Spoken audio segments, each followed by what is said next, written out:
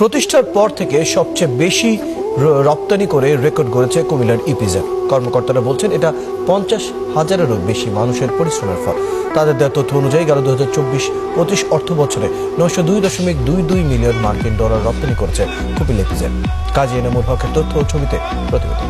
কুমিল্লার পুরনো বিমানবন্দর এলাকায় 2000 সালে প্রতিষ্ঠিত হয় কুমিল্লা ইপিজেড। এখানে কর্মরত রয়েছেন 50,000-এরও বেশি কর্মকর্তা কর্মচারী। বর্তমানে কুমিল্লা ইপিজেডে 31টি সম্পূর্ণ বিদেশি বিনিয়োগ করা শিল্প প্রতিষ্ঠান, 8টি দেশি বিদেশি যৌথ উদ্যোগে ও 13টি সম্পূর্ণ বাংলাদেশি মালিকানাধীন প্রতিষ্ঠান রয়েছে। এসব শিল্প প্রতিষ্ঠানের আধুনিক যন্ত্রপাতি ও কুমিল্লার দক্ষ শ্রমিকদের কর্মতৎপরতায় উৎপাদিত হচ্ছে বিশ্বের বিখ্যাত ব্র্যান্ডের বিভিন্ন বৈচিত্র্যময় পণ্য, যা দেশের অর্থনীতিতে যোগ করেছে নতুন মাত্রা। ইপিজেডের এসব শিল্প প্রতিষ্ঠানে এখন পর্যন্ত প্রায় 613 মিলিয়ন মার্কিন ডলার বিনিয়োগ হয়েছে। গত 3 অর্থ বছরে পণ্য রপ্তানি 2933.64 মিলিয়ন ডলার ছাড়িয়েছে।